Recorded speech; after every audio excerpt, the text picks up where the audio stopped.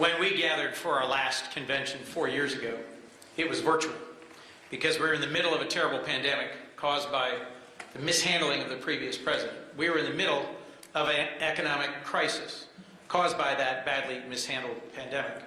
And then just 2 weeks before Vice President Harris and President Biden were sworn in, there was an assault on our democracy at the Capitol. So it's important to look back for a moment and realize that when Joe Biden and Kamala Harris came into office, they inherited one of the worst possible situations: public health, economics, democracy. Joe Biden made it clear that he was running for president to restore the soul of our nation. And tonight, 4 years later, it's worth our taking a few minutes to reflect on just how much progress Joe Biden and Kamala Harris made. As someone who spent 36 years in the United States Senate, Joe Biden understood how to build coalitions, how to work across the aisle, how to deliver for the American people. And he and his trusted Vice President, Kamala Harris, got passed, and he signed into law, more consequential legislation than any president in my lifetime. I could take 10, maybe 20, maybe 30 minutes and go over the whole list, but rebuilding bridges and broadband, restoring manufacturing, showing our competitors around the world that our democracy can work, passing the most consequential legislation about gun violence, about community mental health, about investing in our veterans, and in reducing prescription drug prices. Just this past week, there was a great event where Joe and Kamala announced the specific reductions. I don't know if you watch the evening news, I do.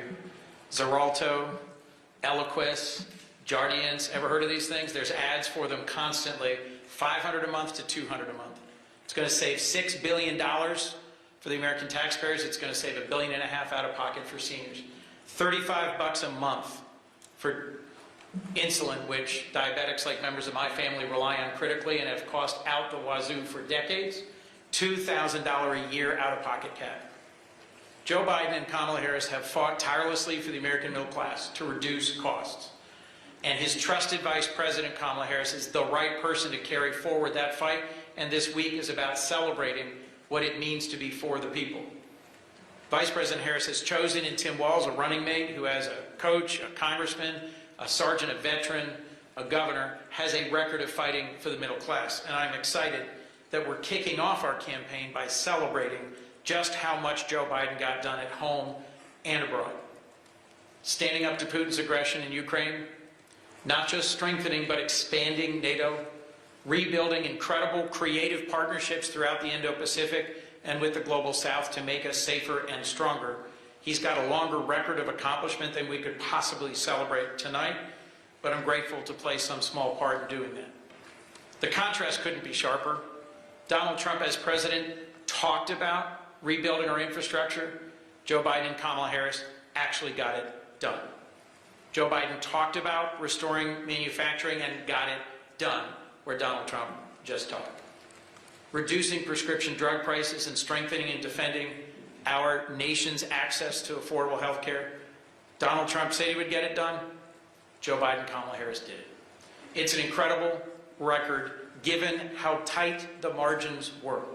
On our best days, we had 50 folks in our caucus willing to vote for Joe Biden's agenda in the Senate. I think it was a 5-seat margin in the House.